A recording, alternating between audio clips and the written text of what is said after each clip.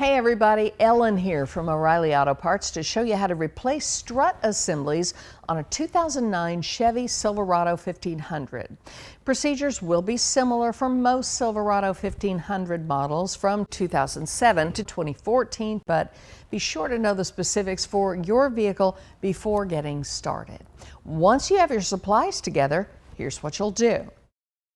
Open the hood for access to the strut mounting nuts.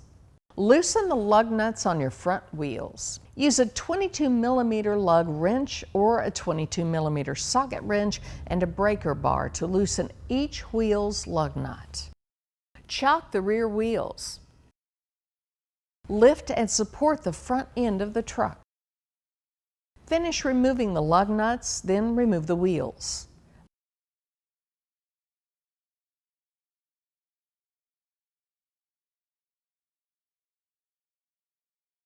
Apply rust penetrant to nuts and bolts to make removal easier. Spray penetrant on the tie rod bolt, the two strut bolts near the lower control arm, as well as the three strut tower nuts, which are most accessible from above. While penetrant soaks in, we'll remove the tie rod end nut using an 18mm socket wrench. Often these can be removed simply using an 18mm socket, but if the tie rod stud spins, you'll need to use an 18mm wrench on the nut and another wrench to hold the tie rod stud in place.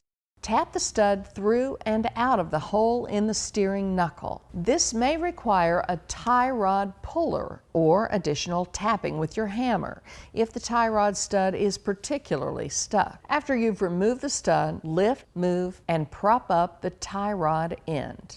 Be sure to check the condition of the tie rod end. If the part is worn out, now is the time to change it. Use an 18mm wrench and a 15mm socket to remove the two strut bolts from the lower control arm. The three nuts at the top of the strut assembly are most easily accessed in the engine bay. Use an 18mm socket wrench and ratchet to remove the three nuts. A flathead screwdriver may also be necessary to remove any wire retainers connected near the nuts. Do not remove the center nut. It's designed for the strut itself and will cause the strut to come apart. Because the strut is under pressure, this can cause injury and damage to your vehicle. You may need a pry bar to get the bottom of the strut assembly out and past the CV shaft boot. Now your old strut assembly should slide down and out through the bottom of the lower control arm.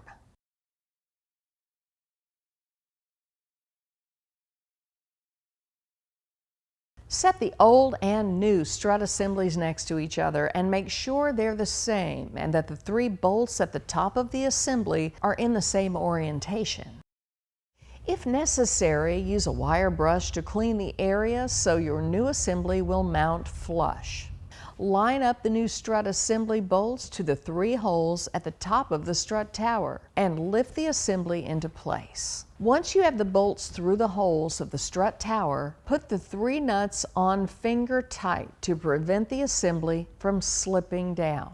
Don't tighten these nuts until the strut is installed at the lower control arm. Now move the strut assembly past the CV shaft boot. If necessary, use a pry bar to get the assembly past the boot. Once the assembly is in, you may need to use a hammer to lightly tap the new strut into its final position. Reinstall the two 15mm bolts into the lower control arm and torque them to 37 foot-pounds.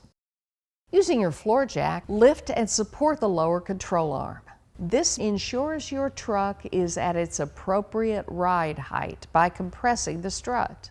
Tighten the three upper strut mounting nuts to 37 foot-pounds. Then release the jack under the lower control arm. Put your tie rod end back into place and secure the stud with a nut. Use an 18mm socket wrench to tighten the nut to 44 foot-pounds. You may have to reposition your jack and jack stand again to reinstall the wheel. Put the wheel back into place and finger tighten the lug nuts so that it's secure. Repeat these steps for replacing the strut assembly and wheel on the other side. Once both sides are done, it's safe to lower the truck. Tighten your lug nuts in a star pattern to 140 foot-pounds. The ride height may increase up to an inch after the strut assemblies are installed. This is normal. The new springs will take away any sag from the old strut assembly, and it's normal for the new springs to settle some the first week after installation. Handle the used strut assemblies you've removed with care. There could be rust or wear that causes the old assembly to come apart unexpectedly and cause injury or property damage, so avoid dropping or throwing them. Lastly, go for a test drive and make sure you're not hearing any noise from the suspension and that the ride feels normal. It's worth mentioning that any time you work with your suspension, an alignment may be necessary. And that's it. You'll find everything you need for this and other jobs at your local O'Reilly Auto Parts store or O'ReillyAuto.com. If you're not completely comfortable doing this yourself, we would be happy to recommend a professional technician in your area. And be sure to subscribe so you'll see all our new video content. And we'll see you again soon.